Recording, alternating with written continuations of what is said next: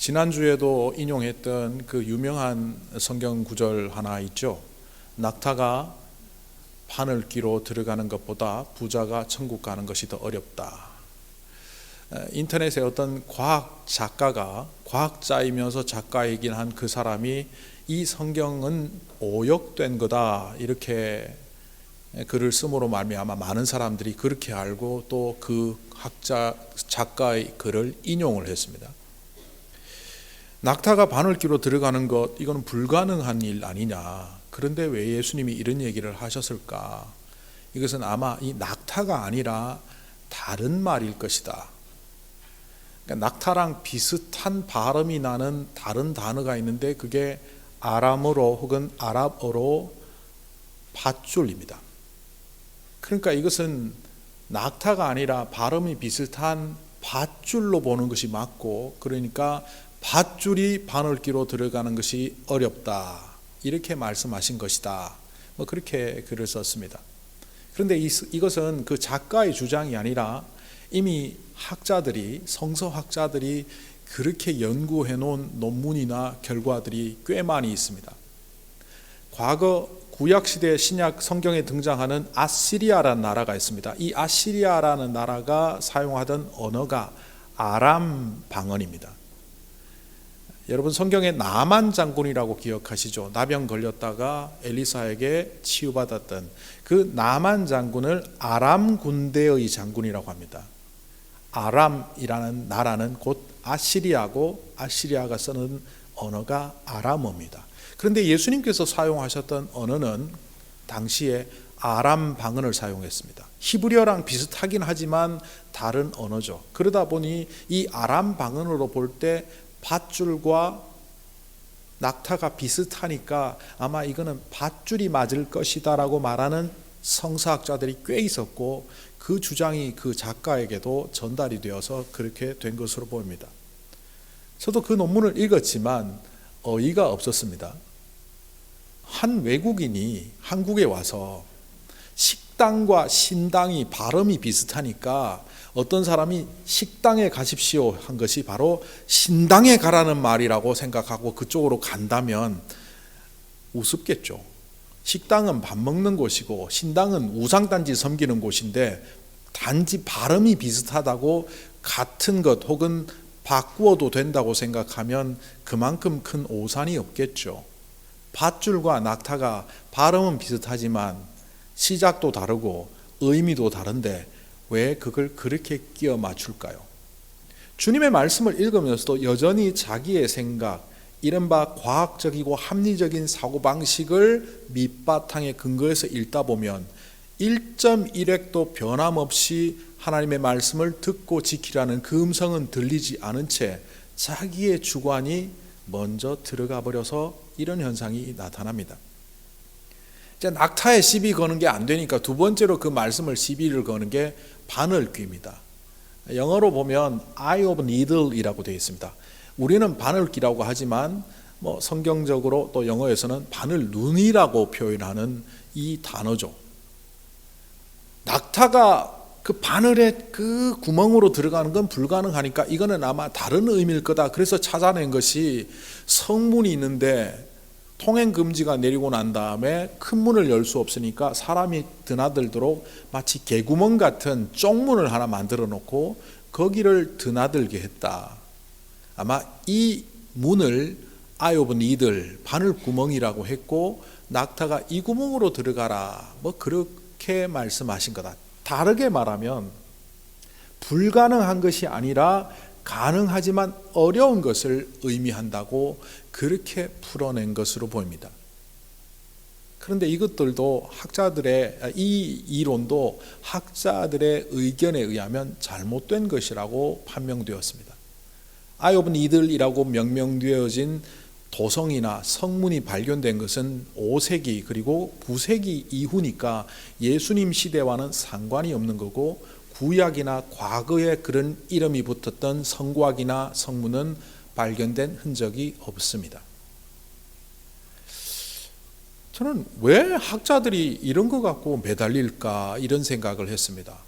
어떻게 보면 이것은 지극히 상식적으로 쳐다봐야 되는 사건인데, 아니 상식적으로 바라보아야 되는 말씀인데 왜 이걸 이렇게 비상식적으로 접근을 할까? 어떤 사람이 물건을 분주히 찾다가 이렇게 말을 내뱉습니다. 개똥도 약에 쓸라니까 없네. 그리고 옆에 있던 사람이, 아니 이 사람이 왜 개똥을 찾고 있지? 개똥을 갖고 약에 쓴다고? 무슨 약에 쓰나? 신경통에 좋나? 눈에 좋나? 옆에서 이러고 있으면 분주히 물건 찾던 사람이 뭐라고 할까요? 혀를 차겠죠. 난 말을 못 알아들어도 참 말을 무슨 콧구멍으로 듣습니까? 이럴 거예요. 왜? 그 말은 집안에 흔하게 널려져 있는 어떤 물건이 늘 눈에 보였는데 막상 쓰려고 찾으려고 하니까 없다라는 말을 그렇게 빗대어서 했죠. 이걸 메타포라고 합니다. 메타포라는 말은 철학자들이 말할 때는 메타피직스와 반대 개념으로 형이상학적인 것을 말하는 단어로 쓰지만, 수사학에서 문학에서 쓸 때는 이거는 비유법입니다. 제가 좀 전에 말했던 것처럼 어떤 사실을 다른 단어와 다른 말로 빗대어 말하는 것, 우리말에는 은유와 직유법이 발달해 있습니다. 반면 예수님의 시대에는 비유법이 발달해 있습니다. 은유, 직유, 비유가 조금씩 다르긴 하지만 이런 걸 전부 메타포라고 합니다. 우리가 의외로 잘 알아듣는 메타포도 있습니다. 예수님께서 마태복음 5장 29절 30절에서 이렇게 말씀하셨습니다. 만일 내 오른 눈이 너로 실족하게 하거든 빼어버리라. 내 백체 중 하나가 없어지고 온몸이 지옥에 던져지지 않는 것이 유익하다. 또한 만일 내 오른손이 너로 실족하게 하거든 찍어내 버리라. 내 백체 중 하나가 없어지고 온몸이 지옥에 떨어지지 않는 것이 유익하니라. 그러니까 눈으로 인해 죄 지으면 눈 뽑아버리고, 팔로 죄 지으면 팔 잘라버리라는 거예요. 그런데 여기 아무도 이 말을 고지 듣지 않으셨군요. 예배당에 오기 전에, 하나님, 내가 죄를 많이 지어서 주님 앞에 서기 위하면 손가락 하나 정도는 잘라야 되겠습니다. 팔 하나 자르겠습니다. 눈 하나 뽑겠습니다. 귀 하나 자르겠습니다. 이러고 오지 않는다는 겁니다. 주님께서 이 말을 어떤 의미로 하셨는지 우리는 쉽게 이해하고 있기 때문입니다. 그럼에도 불구하고 이 메타포로 사용된 성경의 이야기들, 특히 예수님의 말씀을 들으면 많은 사람들이 오해를 합니다. 자, 낙타와 바늘귀 문제는 어떤 내용입니까? 그 전문을 마태복음에서 제가 한번 읽어볼 테니 들어보십시오. 청년이 재물이 많음으로 이 말씀을 듣고 근심하여 가니라. 부자 청년의 이야기죠. 재물 때문에 예수님의 제자로 따라오기를 거부했던 그 사람입니다. 그 사람이 떠나가고 난 후에 예수님께서 제자들에게 말씀하시는 장면입니다. 예수께서 제자들에게 이르시되 내가 진실로 너희에게 이르노니 부자가 천국에 들어가기가 어렵다. 여기서 어렵다는 말은 불가능하다는 말이 아니라 노력하고 애써야 될 부분이 더 많다는 겁니다. 그러면서 이렇게 말씀하십니다. 다시 너희에게 말하노니 낙타가 바늘귀로 들어가는 것이 부자가 하나님의 나라에 들어가는 것보다 쉬우니라 하시니. 그러니까 낙타가 바늘귀 들어가는 것보다 부자가 하나님 나라 들어가는 것이 더 어렵다는 거예요. 이 어렵다는 불가능이 아니라 부단히 애써야 된다고 제가 풀어드렸습니다. 그리고 이어서 예수님이 말씀하십니다. 제자들이 듣고 몹시 놀라 이르되 그렇다면 누가 구원을 얻을 수 있습니까? 당시에 부자는 저절로 구원받는다는 사회적 통념이 있는데 그 통념 때문에 부자가 천국 가는 것이 어렵다라고 하니까 제자들이 놀란 겁니다. 그때 예수님께서 다시 이렇게 말씀하십니다. 예수께서 그들을 보시며 이르시되 사람으로는 할 수 없으나 하나님으로는 다 하실 수 있느니라. 자, 부자가 천국 못 간다는 이야기입니까? 간다는 이야기입니까? 간다는 이야기잖아요. 자기 힘으로 재물에 의지해서 그렇게 살아가다 보면 오히려 못 가게 된다. 그러나 하나님께 의지하여 자기의 능력, 자기의 소유, 자기의 지혜, 자기가 소유하고 있는 그것에 의지하지 않고 오직 주님께 의지하는 자, 그 주님의 능력으로 천국에 갈 수 있다. 이 이야기 아닙니까? 신학교에서 그렇게 연구를 많이 하고 왜 논문을 그렇게 쓰는지 가끔 의아하기도 합니다. 그런데 이것은 신학자들의 이야기가 아니라 우리들의 모습이죠. 눈 뽑아라, 팔 잘라라, 다리 잘라라, 이 얘기는 비유에 의한 이야기인 줄 알면서도 예수님이 조금 비유를 다양하게 사용하시면 우리는 쉽게 주님의 말씀을 이해하지 못한다는 공통점이 있다는 겁니다. 오늘 18절을 한번 보십시다. 그러므로 너희는 조심하여 들어라. 여기 조심하여 들으라는 표현이 굉장히 재밌거든요. 보듯이 들어라 이렇게 되어 있습니다. 블레포라는 동사는 헬라어로 보다라는 뜻입니다. 그런데 보십시오 그리고 들으십시오 이렇게 되어 있습니다. 이건 뭐냐면 보는 것처럼 들어라. 얼마나 세심히 잘 들어야 되는지를 강조하신 겁니다. 너희는 조심하여 들어라. 가진 사람은 더 받을 것이요 가지지 못한 사람은 가진 줄로 생각하는 것마저 빼앗길 것이다.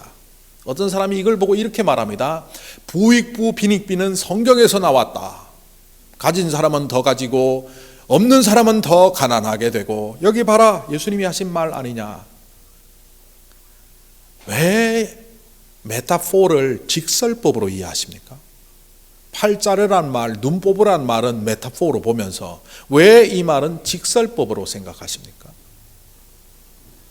여기에 의미를 조금 쉽게 가져가기 위하여 동사 하나를 제가 해명해 드리겠습니다.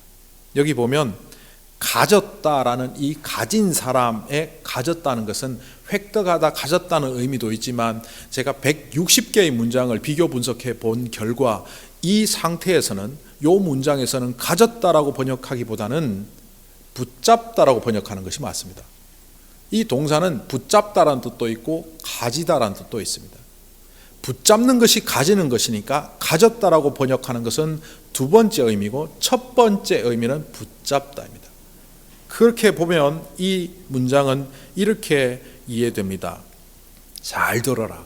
정말 잘 들어라. 그러면서 예수님이 이렇게 말씀하십니다.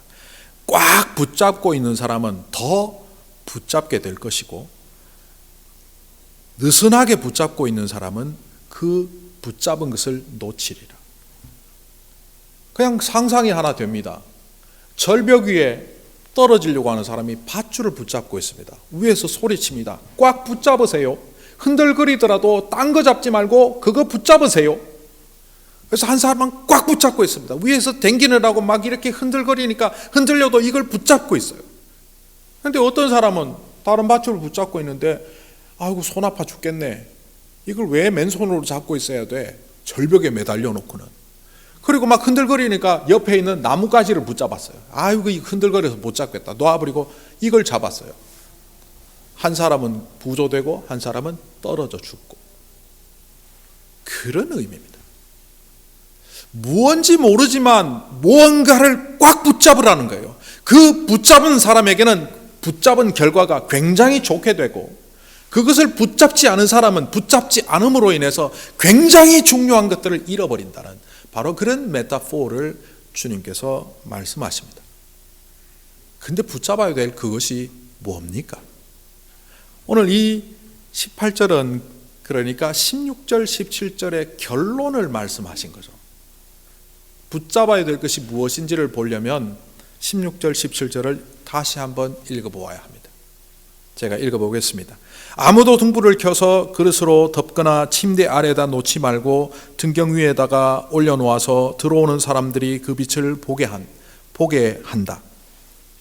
숨겨둔 것은 드러나고 감추어둔 것은 알려져서 환히 나타나기 마련이다.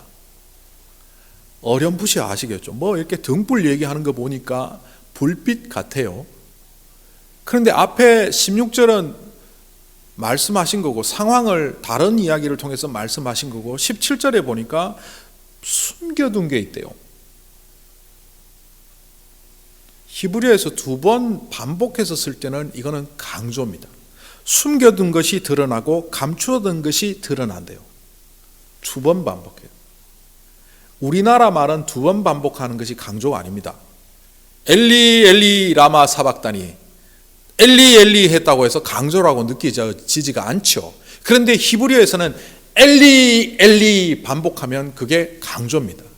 그럼 우리나라 사람답게 이해할 수 있도록 바꾸면 어떻게 강조가 될까요? 우리나라 사람은 감탄사를 넣어야죠. 오 나의 하나님이시여, 아 나의 하나님이시여, 오 통제라 나의 하나님이시여. 이렇게 하면 한 번 사용했지만 강조가 됩니다. 그런데 히브리어는 2번 반복하고 유대인들은 2번 반복한 것을 강조라고 합니다. 오늘 보십시오. 뭔가 감추어져 있는데 그것이 드러난다고 2번 반복하며 이렇게 이야기합니다. 반드시 드러나리라. 그리고 그 드러난 그 빛을 붙잡으라. 이 빛은 직설법적으로 빛이라는 의미지만 주님께서 얘기하시는 그것은 또 다른 뭔가가 있는 메타포, 비유인 것으로 보입니다. 그런데 오늘 이 말씀을 더 잘 이해하기 위해서는 마태복음 5장 13절에서 16절을 같이 보면 더 쉽게 이해가 됩니다. 너희는 세상의 소금이다. 소금이 짠맛을 잃으면 무엇으로 그 짠맛을 되찾게 하겠느냐. 짠맛을 잃은 소금은 아무데도 쓸 데가 없으므로 바깥에 내버려서 사람들이 짓밟을 뿐이다. 너희는 세상의 빛이다. 산 위에 세운 마을은 숨길 수 없다. 또 사람이 등불을 켜서 말 아래에다 내려놓지 아니하고 등경 위에다 놓아둔다. 그래야 등불이 집안에 있는 모든 사람에게 환히 비친다. 이와 같이 너희 빛을 사람에게 비추어서 그들이 너희의 착한 행실을 보고 하늘에 계신 너희 하나님께 영광을 돌리게 하여라. 많이 도움이 됩니다. 결국 붙잡아야 될 것은 하나님의 영광을 상징하는 빛이고 구원을 상징하는 하나님의 손이고 주님의 구원의 통로를 붙잡으라는 겁니다. 그리고 그것을 붙잡을 때 결국은 뭐가 드러난다? 우리의 바른 행실들이 드러난다는 겁니다. 착한 행실이라고 번역하다 보니 우리 오해하기 쉬운데요. 영어 성경에 보면 이 행실이라는 단어를 deed라는 단어로 썼습니다.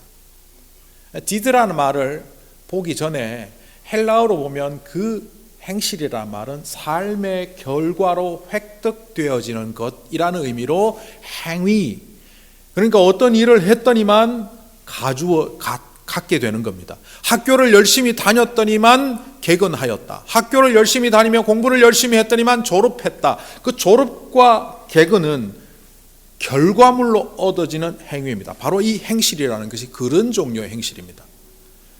저는 영어 성경을 보면서 did라는 말을 보면서 혼자 이런 생각을 했습니다. 이것은 뭐 학문적인 근거는 없는데요. 영어에서 did라는 단어가 전혀 다른 의미로 쓰이죠. 집문서, 등기부 등본 혹은 집문서라고 표현하는 그 한국의 단어가 영어로 did라고 하죠. 저 집을 내가 샀다라고 말하지만 디드에 내 이름이 등록되어 있지 않으면 그 집은 내 집이 아니죠. 저 집은 누가 살든지 간에 저 집의 디드에 내 이름이 되어 있으면 누가 살든지 그 집은 내 집이죠. 어떤 결과물로서 증명되어지는 것, 그것으로서 집문서라는 디드가 있는 것처럼 이 행실이라는 뜻을 분석해 보면 헬라어로 바로 그런 의미입니다. 모든 삶의 결과로 빚어지는 무언가, 그것을 통하여 하나님이 드러난다는 거예요. 그래서 그것을 예수님께서 비유로 소금 혹은 빛이라고 말씀하신 거죠. 오늘 소금은 이야기하지 않겠습니다. 빛. 우리가 세상의 빛이랍니다. 그리고 빛답게 살랍니다. 그런데 우리가 정말 빛입니까? 빛은 우리 하나님 아니십니까? 그런데 왜 우리를 일컬어 빛이라고 합니까? 여러분, 빛이라고 느껴지십니까? 주님께서 우리에게 자꾸 세상의 빛이라고 말할 때, 빛답게 살라고 할 때 그 말 속에 저는 이런 의미를 깨닫게 됩니다. 제가 이른바 다른 사람들에게 이렇게 농담 삼아 얘기합니다. 달빛 이론. 우리는 자체 발광체는 아니지만 충분히 빛을 낼 수 있다. 그것은 자체 발광체로부터 빛을 반사하는 순간. 달빛은 우리가 달빛이라고 말하지만 그것은 햇빛의 반사잖아요. 그런데 밤길을 걷는 나그네에게 그 보름달의 환한 빛은 길을 걷게 합니다. 그리고 보름달을 보면서 시인은 시인의 마음을 헤아리게 되고, 어떤 사람은 달빛을 보며 고향을 생각하고 수많은 생각을 주게 하고 떠오르게 하는 그 모습들이 사실은 햇빛의 반사에 불과하지 않습니까? 그럼에도 불구하고 그 빛을 그 누구도 햇빛의 반사라고 말하지 않고 달빛이라고 말합니다. 과학자들이 써놓은 책에 보면 어떤 물체가 빛을 발하는 순간에는 밖으로부터 빛이 들어오고 그 원자가 들뜬 구조가 되고, 그 빛이 밖으로 나가면 들뜬 구조가 가라앉는다는 거죠.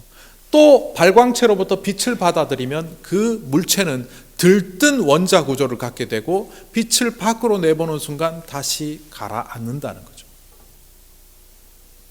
성령님께서 우리 안에 역사하실 때 우리는 감동합니다. 격동합니다. 기쁨이 있습니다. 그래서 그 기쁨을 가두어 놓고 싶습니다. 불가능합니다. 보내야 합니다. 성령의 기쁨이 나를 통하여 다른 사람에게 전달될 수 있도록, 다른 사람에게 연결이 될 수 있도록 보내는 순간 우리는 가라앉는 듯하지만 다시 우리에게 빛을 주시는 그 주님의 빛으로 말미암아 우리는 다시 떠오르게 되고, 그 떠오름이 다시 전달이 되는 그런 과정들이 우리에게 일어나는 것을 바로 너희는 세상의 빛이다 말씀하신 것이 아닌가, 그렇게 생각해 봅니다. 그런데 이 달빛이, 달이 교만해져 버리면 어떻게 됩니까? 지구와 태양 그리고 달, 이 공전과 자전으로 인해서 일어나는 천체 현상이 일식이죠. 한 달에 한 번씩 달은 돌지 않습니까? 그런데 그게 어떻게 하다 보면 딱 정확하게 해와 지구 사이에 들어가는 순간이 오죠.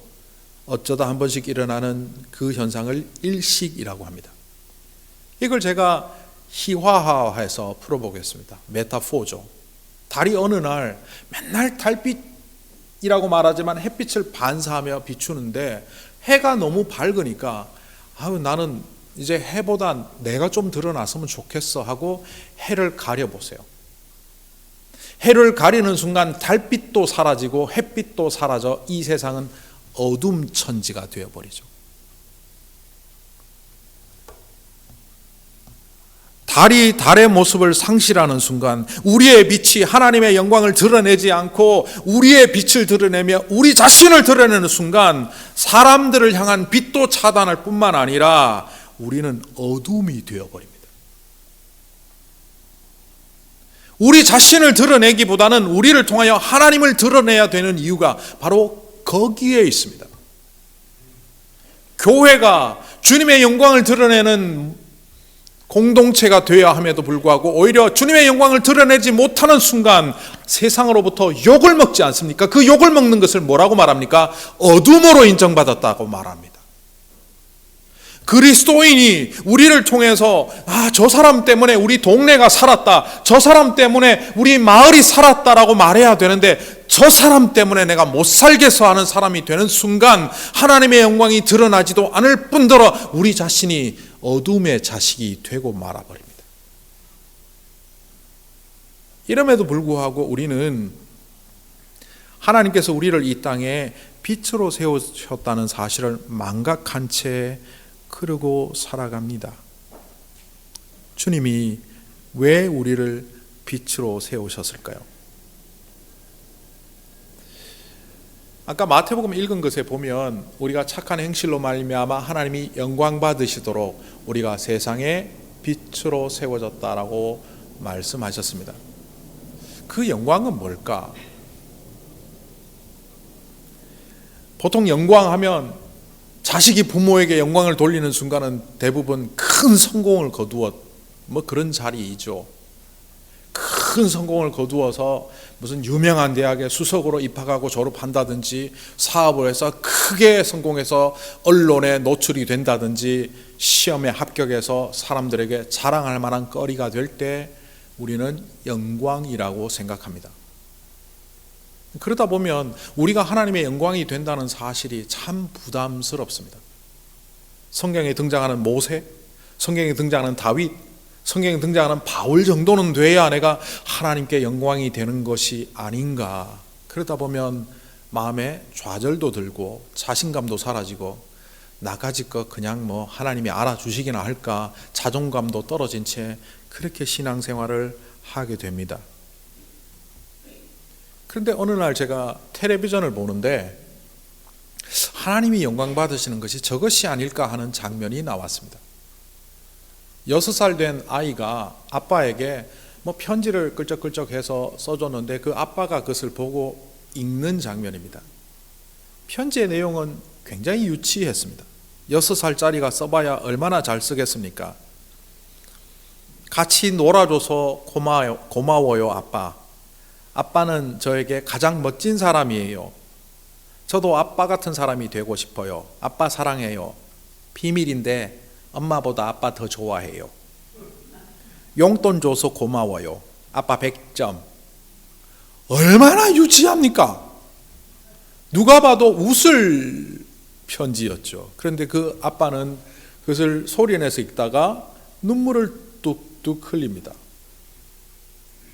저게 뭘까? 우리는 발견하지 못하는 무언가를 저 아빠는 보았구나. 그 자녀가 아빠를 사랑한다는 마음을 마음으로부터 전달받은 겁니다. 우리의 착한 행실은 바로 그런 겁니다. 우리의 삶의 결과로 성공을 하고 삶의 결과로 뛰어난 사람이 되고 삶의 결과로 누구나 알아주는 유명인이 되어서가 아니라 아무도 몰라줘도 내가 다른 것이 아닌 주님을 가장 중요히 여기며 살아가는 자로 평범하게 걸어갈지라도 그 평범이 주님을 기쁘시게 한다는 겁니다. 그렇다면 오늘 우리가 빛으로 들어야 되는 이유는 첫째 주님께 영광이요, 둘째는 바로 세상에 그 하나님의 구원의 소식이 전달되어야 한다는 이유입니다. 최근에 기사를 하나 보았습니다. 한국 신문에 튀르키예 지진이 났는데 어떤 동네에는 전혀 건물이 무너지지 않았다는 거예요. 수백 채, 수천 채가 무너지고 지금 매립된 사람들까지 피해자가 10만 명이 넘어가는 것이 아닌가, 이렇게 수많은 사람들이 죽어갔음에도 불구하고 인구가 4만 2천 명이 사는 작은 도시인 에르진이라는 튀르키예의 한 도시는 진앙지와 가까이 있었음에도 불구하고 건물 한 채 무너지지 않고 그 도시에서 사망한 사람이 한 사람도 없었다는 겁니다. 똑같이 땅이 흔들려서 그 도시 에르진에 있는 사람들도 지진을 경험했답니다. 물건이 깨어지고 찬장이 넘어져서 가게가 혼돈에 빠진 가게는 있지만 건물은 말짱합니다. 제가 그 사진으로 봤는데 이게 과연 지진 난 도시인가 할 만큼 깨끗합니다. 어떻게 이 도시는 이럴 수 있을까? 외신들은 보도를 하는데 그 도시의 시장인 엘마 소울루라는 그 한 사람 때문이라고 합니다. 1999년에 15,000명 가까이 죽는 대지진이 터키에 있었습니다. 그 이후 터키는 지진에 관한 법들을 많이 만들었고 심지어는 세금도 지진 대비하는 법을 만들어서 엄청나게 거두어들었습니다. 건축법은 아주 엄하게 했습니다. 그런데 법을 만들면 뭐합니까? 다 뇌물받고 불법으로 만들어 놓은 건축물 눈 감아준 결과 이번에 다 넘어지지 않았습니까? 그런데 이 도시는 그렇게 외압이 들어오고 너만 똑바른 사람이냐 비난이 들어오고 온갖 공격과 나무람이 청탁이 들어와도 꿋꿋이 그 법대로 하겠다는, 절대로 불법 건축물은 세우지 않겠다는 시장의 소신 때문에 지난 몇 년간 그 모든 불법 건축물을 개조하게 했고 새로 들어선 건축물은 법대로 짓게 했습니다. 친척들마저도 그를 비난했습니다. 튀르키예 어느 도시에도 이처럼 엄하게 법을 적용하는 도시는 없는데 왜 너만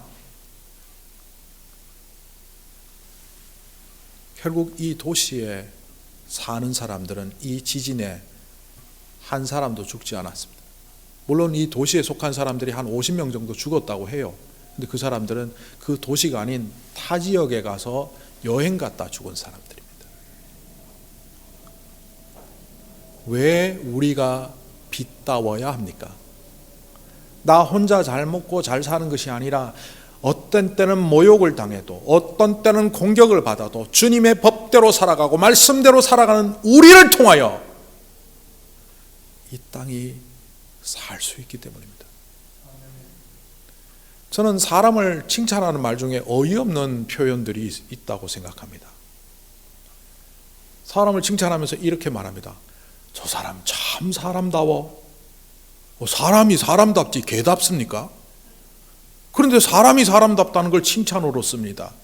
어떤 사람의 성품이 훌륭하다는 것을 이렇게 또 표현합니다. 저 사람 인간미가 있어. 인간이 인간미가 있지 무슨 인간이 그러면 사자미 곰미가 있습니까? 왜 이런 표현을 씁니까? 이 땅에 수많은 사람들이 하나님이 주신 그 본성, 아름다운 인간미, 인간다운 모습을 상실한 채 살아가는 이 시대에 그 사람은 그런 모습을 갖고 있기 때문에 사람답다고 칭찬하고 인간미 있다고 칭찬합니다. 이 땅의 빛으로 주님의 영광을 드러내라고 만든 곳이 교회 우리들입니다. 이 땅의 수많은 교회들이 저 참 교회답다라는 말을 잘 듣지 못합니다. 교회는 교회답고 성도는 성도답고 그리스도인은 그리스도인다워야 하는데 오히려 예수 그리스도의 영광과 하나님의 영광을 가리는 그런 존재들이 되어갑니다. 이런 우리들을 향하여 오늘 주님께서는 말씀하십니다. 빛은 아무리 감추어져도 드러나게 되어 있고 그 빛을 붙잡고 살아가는 사람들은 더욱 붙잡을 것이요 느슨하게 붙잡는 자는 붙잡은 것도 놓치리라. 너희는 세상의 빛이다. 빛답게 소금답게 그리스도인답게 주님의 자녀답게 이 땅을 살아가보렴. 기도하시겠습니다.